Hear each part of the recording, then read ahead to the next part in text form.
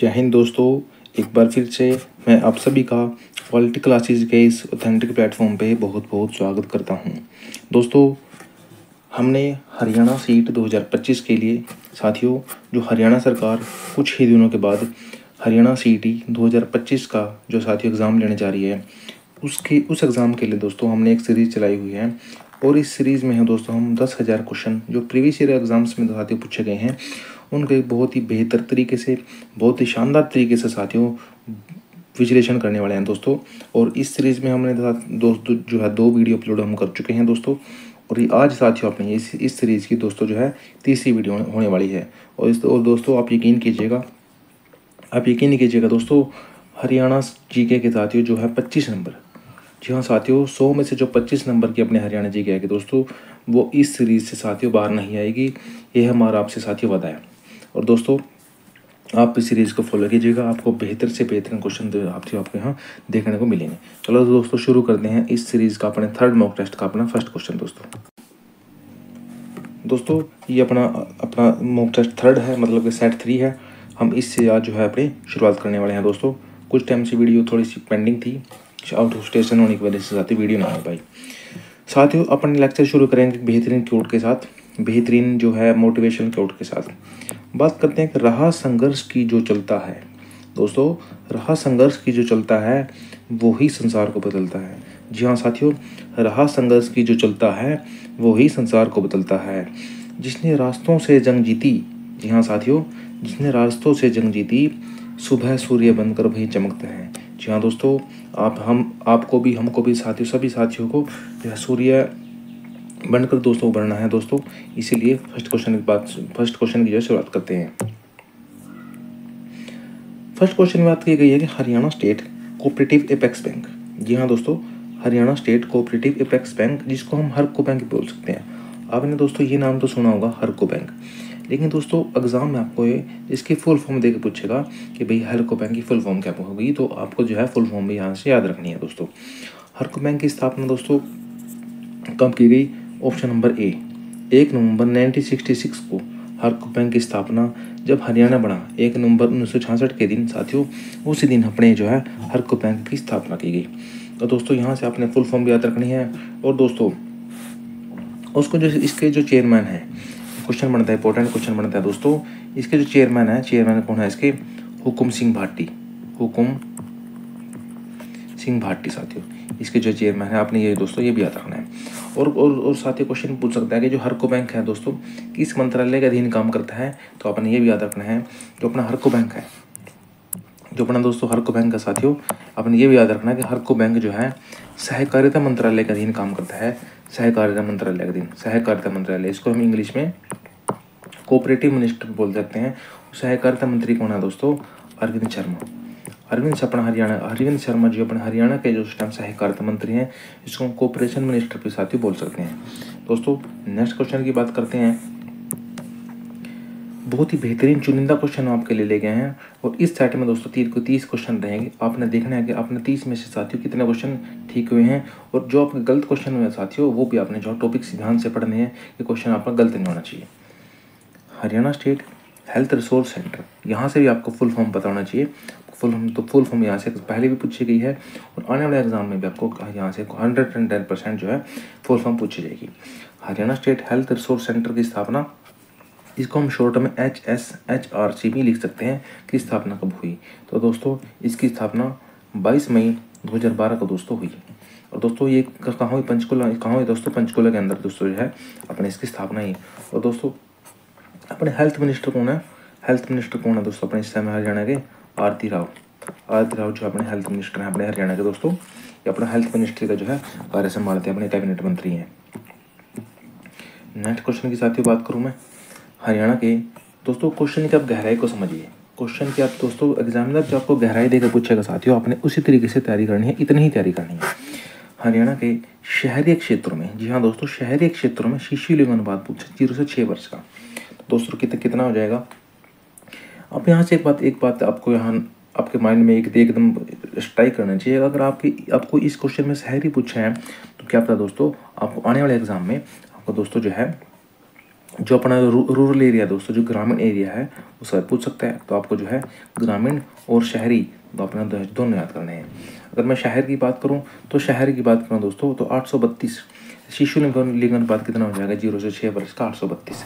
देखिए अगर मैं ग्रामीण की बात करूं, रूरल एरिया की बात करूं दोस्तों, तो रूरल एरिया की बात हो जाएगी 835। 835 जो है रूरल एरिया का, ग्रामीण एरिया का, और 832 जो है शहरी एरिया का, जिसको हम अर्बन एरिया में दोस्तों बोल देते हैं।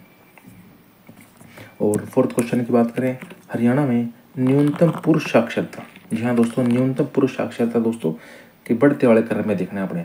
तो ऑप्शन को दोस्तों अपने ध्यान से देखिएगा। फतेहाबाद, मेवात, सिरसा, सिरसा फतेहाबाद, मेवात, मेवात है फतेहाबाद, सिरसा।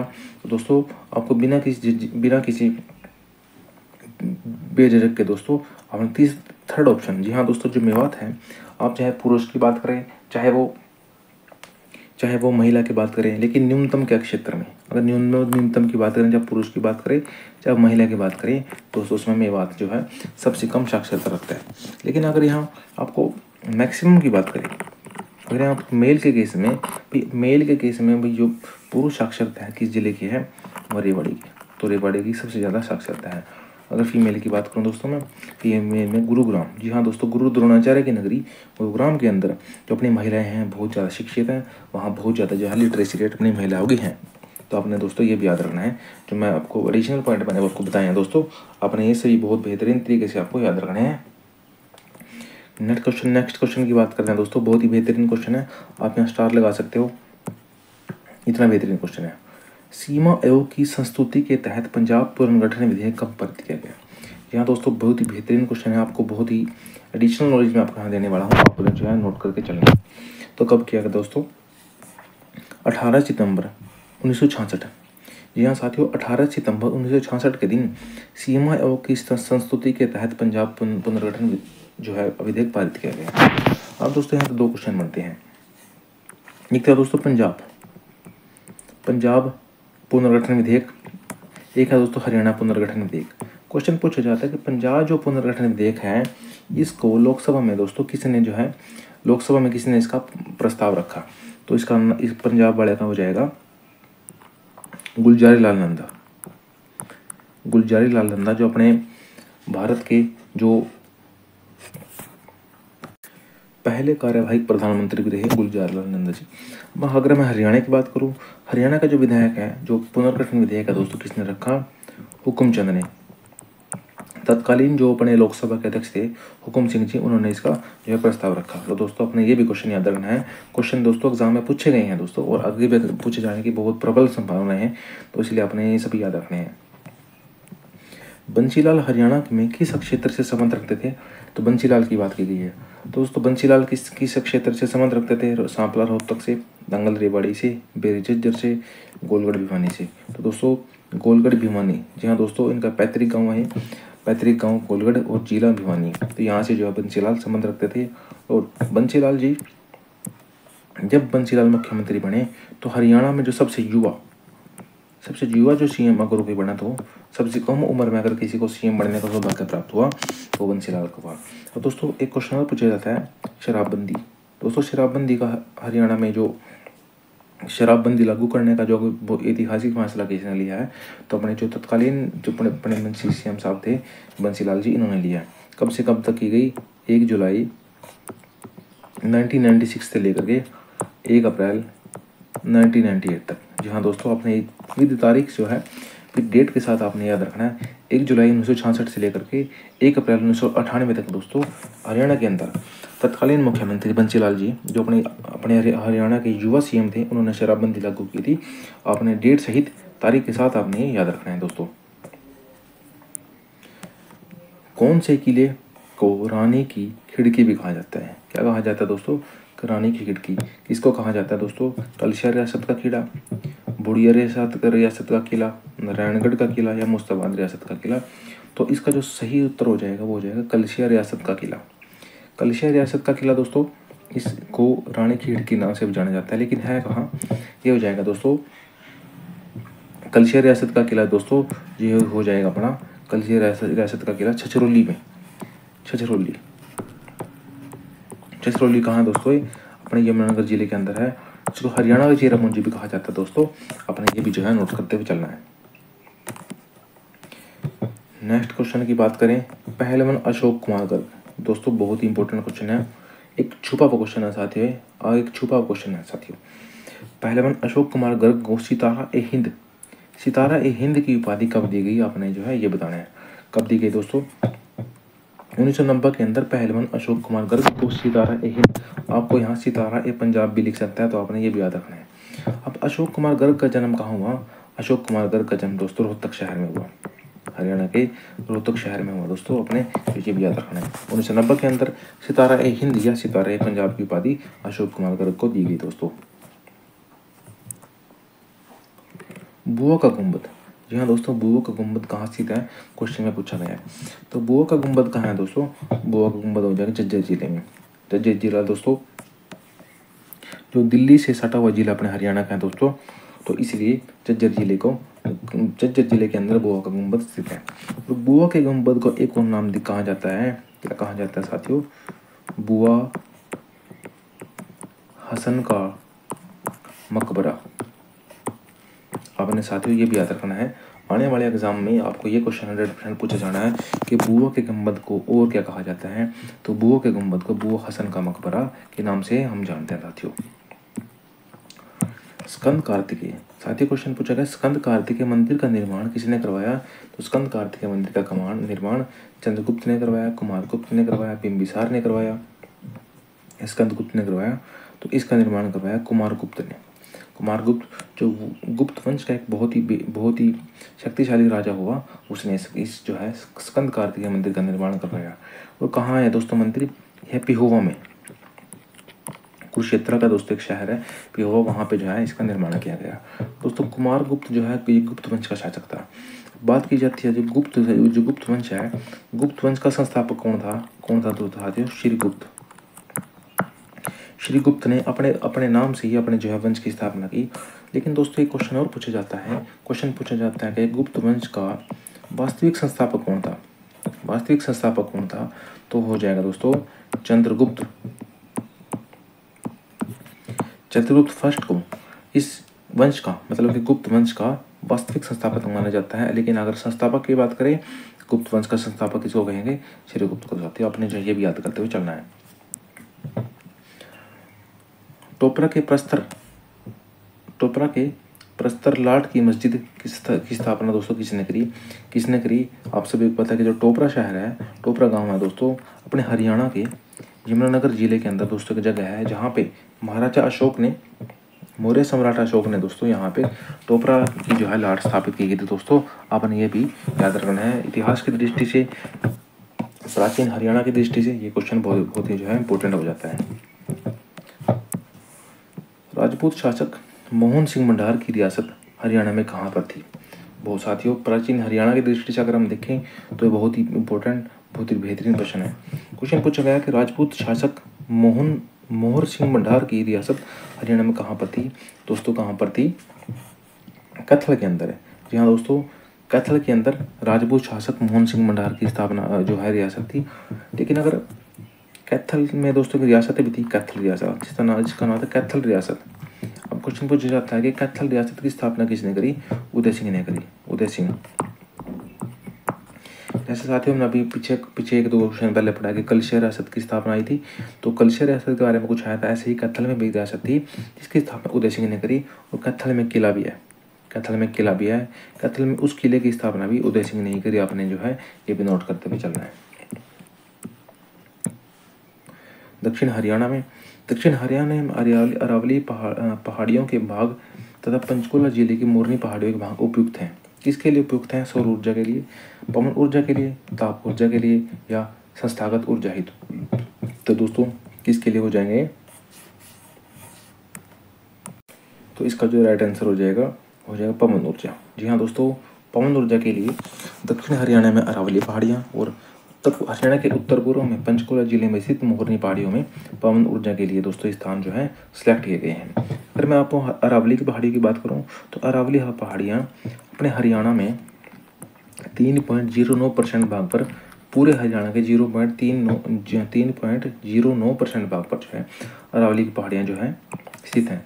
लेकिन अगर मैं शिवालिक की बात करूँ, उत्तर पूर्व में दोस्तों शिवालिक की पहाड़ियाँ हैं जो अपने हरियाणा के समस्त हरियाणा के 1.67% भाग पर जो है अपने हरियाणा की जो है शिवालिक की पहाड़ियाँ दोस्तों स्थित हैं। अपने जो है ये बिना याद करते हुए चलना है। केंद्र सरकार के द्वारा कहाँ ऑटोमोबाइल उद्योगों के लिए एक अनुसंधान तथा विकास संस्थान स्थापित किया जा रहा है? आप सभी को पता है कि अपने हरियाणा के अंदर अगर सबसे ज़्यादा ऑटोमोबाइल या किसी का दोस्तों टेक्निकली भी किसी शहर का विकास हुआ दोस्तों वो है गुरुग्राम। तो गुरुग्राम का जो है मानेसर शहर, गुरुग्राम का मानेसर शहर जहाँ केंद्र सरकार द्वारा ऑटोमोबाइल उद्योगों के लिए एक अनुसंधान एवं विकास संस्थान स्थापित किए जाने की दोस्तों घोषणा की गई है। और साथियों यहाँ बहुत बड़ा जो है साथियों बहुत बड़ी बड़ी कंपनियां यहाँ पे आई हुई हैं दोस्तों। क्वेश्चन पूछा गया कि अन्य जिला गांव की सड़कों की लंबाई कितनी है दोस्तों। तो इस क्वेश्चन का कोई लॉजिक नहीं है साथियों, आप इस क्वेश्चन को छोड़ सकते हो। अब बात आती है कि दीनबंधु छोटूराम विज्ञान एवं प्रौद्योगिकी विश्वविद्यालय की स्थापना कब हुई दोस्तों। इस जो यूनिवर्सिटी है इसको हम इसके नाम से जानते हैं डी क्रस्ट दोस्तों। जो अपने मुरथल यहाँ दोस्तों सोनीपत में जो मुरथल जगह है वहाँ पे दोस्तों यूनिवर्सिटी है। और इस यूनिवर्सिटी की स्थापना 1987 में की गई। और दोस्तों जब इसकी स्थापना की गई तब ये यूनिवर्सिटी नहीं थी, तब ये अपने हरियाणा का, जी हाँ दोस्तों, अपने हरियाणा का जो फर्स्ट इंजीनियरिंग कॉलेज था, फर्स्ट इंजीनियरिंग कोई कॉलेज तो था दोस्तों, तो यही था। लेकिन अगर मैं आपको सिंपल कॉलेज की बात करूँ तो हरियाणा का फर्स्ट कॉलेज कोई था दोस्तों, तो पंडित निक्की राम शर्मा जो रोहतक शहर में खोला गया दोस्तों। और 1926 के अंदर, जी हाँ दोस्तों 1926 के अंदर पंडित निक्की राम शर्मा। लेकिन आपने क्वेश्चन को बड़े ध्यान से पढ़ना है कि क्वेश्चन पूछा गया क्या गया है। अगर इंजीनियरिंग कॉलेज की बात की गई है दोस्तों तो आएगा डी क्रस्ट के नाम से मुरथला सोनीपत में 1987 में। लेकिन अगर सिंपल कॉलेज की बात की गई है कि हरियाणा के अंदर पहले कॉलेज की स्थापना कहाँ की गई, तो पहले कॉलेज की स्थापना वर्ष 1926 के अंदर रोहतक के अंदर पंडित निक्की राम शर्मा के नाम से दोस्तों हरियाणा के अंदर पहले कॉलेज की स्थापना की गई। अब साथियों बात पूछी गई है कि श्री कृष्ण संग्रहालय। साथियों आप सभी को पता है कि कृष्ण के नाम से अगर कोई सबसे ज़्यादा हरियाणा के अंदर कोई नाम है तो वो साथियों कुरुक्षेत्र के अंदर साथियों जो है श्री कृष्ण का नाम जो है लिया जाता है। और इनके नाम से बहुत सारा जो है यहाँ से मोन्यूमेंट्स बने हुए हैं। तो श्री कृष्ण संग्रहालय की स्थापना कब की गई दोस्तों? 1987 में। वर्ष 1987 के अंदर हरियाणा के धर्मनगरी कुरुक्षेत्र के अंदर श्री कृष्ण के संग्रहालय की स्थापना की गई, जिसके अंदर श्री कृष्ण के द्वारा जो साथियों महाभारत की जो दोस्तों रचना की गई थी उन सभी को दर्शाया गया साथियों। वो अगर आप सभी को कभी मौका दे कुरुक्षेत्र में घूमने का मौका मिले साथियों तो आप यहाँ आइए और आपको यहाँ बेहतरीन से बेहतरीन चीज़ जो ऐतिहासिक चीज़ें साथियों जो हजारों साल पहले की साथियों सरकार के द्वारा समेटी गई चीज़ें हैं वो भी आपको देखने को मिलेंगी। बात की गई है इस आंदोलन के दौरान किसके बीच का क्षेत्र जन क्रांति के रंग में रंग गया था दोस्तों। तो किसके बीच का क्षेत्र हो जाएगा साथियों? ये हो जाएगा गंगा और सतलुज। जी हाँ दोस्तों गंगा और सतलुज का जो क्षेत्र है वो जन क्रांति के रंग में दोस्तों रंग गया था। आपने ये चीज़ें याद करते हुए नोट करते हुए चलना है। अगर 19वें क्वेश्चन की बात करूँ तो सोहना कुंड। आपने दोस्तों जब छोटी क्लास में पढ़ते हुए थे तो आपने सुना होगा गर्म पानी के चश्मे। हरियाणा के अंदर की जगह है जहाँ से गर्म पानी निकलता है, लोग वहाँ जाते हैं, उस पानी में नहाते हैं और वहाँ से जो है उनके जो रोग हैं साथियों, जो चर्म रोग हैं, अगर वो शरीर में जो रोग है साथियों वो चीज़ें ठीक हो जाती हैं। तो दोस्तों कहाँ पड़ता है? सोहना का है अपने हरियाणा के गुरुग्राम में, अपने गुरु द्रोणाचार्य की नगरी गुरुग्राम में साथियों इस जो है सोहना कुंड जो है पड़ता है। बात की गई दोस्तों इंपॉर्टेंट क्वेश्चन है Haryana non biodegradable garbage control act कौन से सन में लागू किया गया था साथियों? बहुत इंपॉर्टेंट क्वेश्चन है, आप सभी ने जो है ये याद करते हुए चलना है। कौन से सन में लागू किया था दोस्तों Haryana non biodegradable garbage act साथियों? कौन से सन में लागू किया गया था? वर्ष 1998 में। वर्ष 1998 के अंदर हरियाणा के अंदर गार्बेज एक्ट साथियों लागू किया गया था।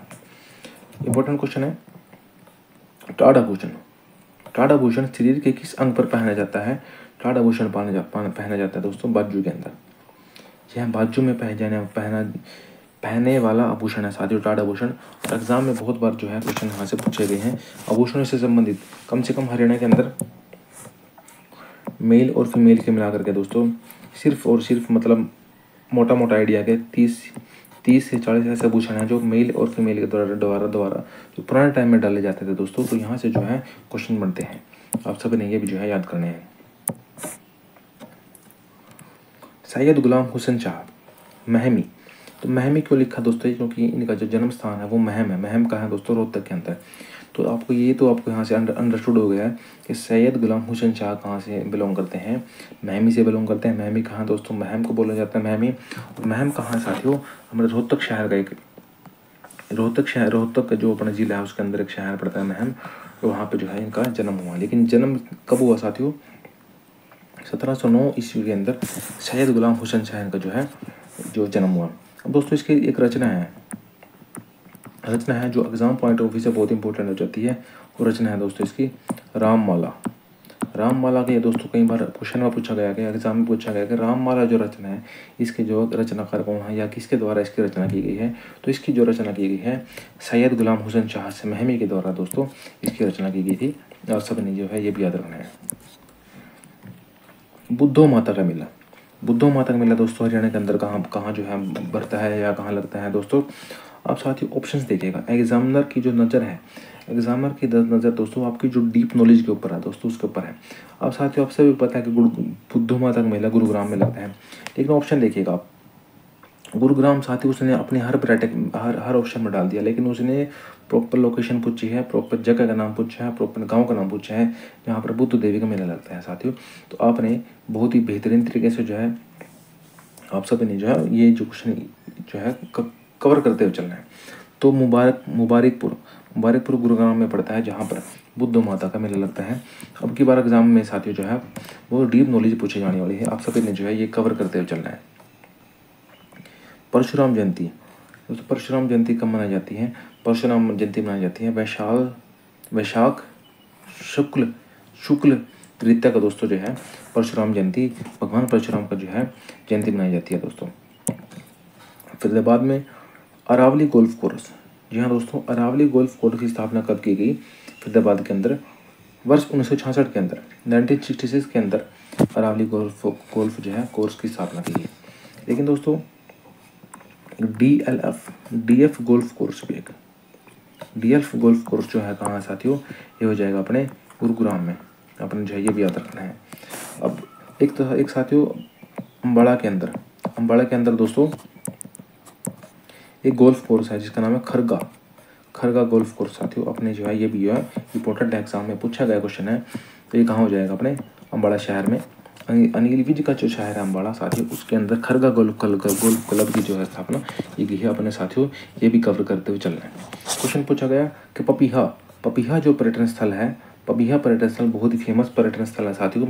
ये कहाँ पे है दोस्तों, इसकी स्थापना की गई पपीहा पर्यटन स्थल की फतेहाबाद। लेकिन दोस्तों आपको इसका ईयर भी पता होना चाहिए कि वर्ष 1994 के अंदर, जी हाँ दोस्तों वर्ष 1994 के अंदर पपीहा पर्यटन स्थल जो फतेहाबाद शहर में पड़ता है, इसकी स्थापना 1994 के अंदर की गई थी।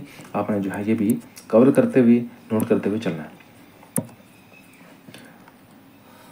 द्वितीय विश्व युद्ध में हरियाणा के गुरुग्राम जिले से कितने सैनिकों ने हिस्सा लिया। और साथ ही यहाँ से ये इंपॉर्टेंट नहीं है कि कितने जिलों ने हिस्सा लिया, बस आप यहाँ से ये जो याद रखिए कि द्वितीय विश्व युद्ध साथियों कब हुआ। तो द्वितीय विश्व युद्ध 1940 के लगभग दोस्तों जो है द्वितीय विश्व युद्ध साथियों लड़ा गया अपने सेकेंड वर्ल्ड वार जिसको कहा जाता है। हरियाणा ने अब तक कितने शौर्य चक्र प्राप्त किए हैं दोस्तों। अब तक हरियाणा ने 325 शौर्य चक्र दोस्तों प्राप्त कर चुके हैं।